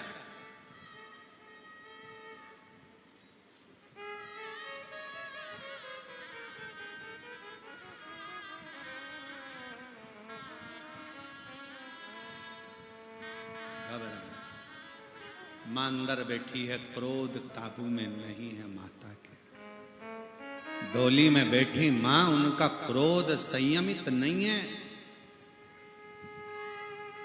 पिता क्रोध करते हैं तो अपने क्रोध को संयम में कर लेते हैं, पर मां क्रोध करती है तो मुख से बोलती है, और बच्चों को लगता कितनी बोल रही है मम्मी, बहू से इतना झगड़ा कर रही है, इससे बोल रही है, बेटों को बोलती, बहू को बोलती। जब मां गुस्से में आती है तो वो अपने किसी को नहीं छोड़ती। मां जगतजननी जब शंकर पर लात रख देती है तो अपने पुत्रों को क्या गिने। मां क्रोध में आती है, बच्चों को भी नहीं गिनती, बहुओं को भी नहीं गिनती, पति को भी नहीं गिनती। जब क्रोध में जगतजननी आती है, मां आती है तो सबको कह देती है। आज बेटे ने गलत दृष्टि दी है, गलत दृष्टि दी है।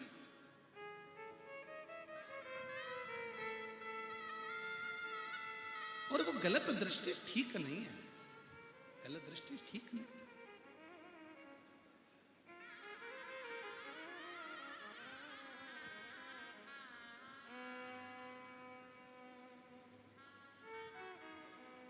दूर खड़ा रावण स्तुति गा रहा, स्तुति।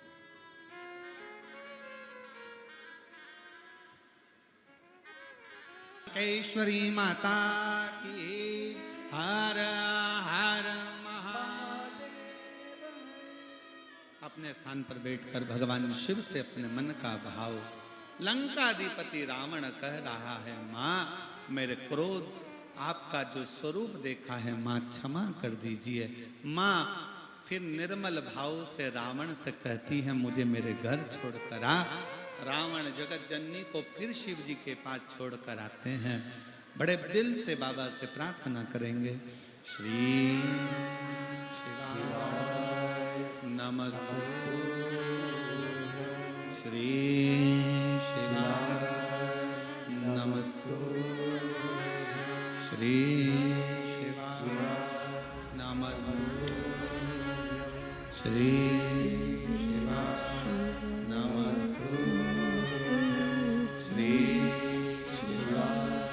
नमस्तु भोला सब दुख काटो ओ भोला सब दुख काटो शिव शंकर जप तेरी माला भोले बाबा जप तेरी माला भोला सब दुख काटो ओ भोला सब दुख काटो वेश है मंगल मंगलकारी वेश है मंगल मंगलकारी शमशान वासी हमारा शमशान वासी हमारा ओ भोला सब दुख काटो ओ भोला सब दुख काटो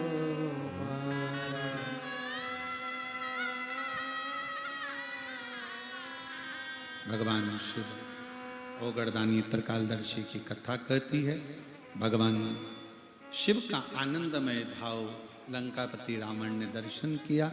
गौरी शंकर विराजमान होते हैं। सुंदर कुंद कैश्वर महादेव पधारते हैं। जोरदार ताली बजाकर स्वागत करिएगा। और बड़े आनंद के साथ भगवान शिव जी की मंगलमय कथा आज 5वें दिन की विराम ले रही है। कल कथा का छठा दिवस रहेगा। कल कथा की शिवरात्रि का भी प्रसंग रहेगा।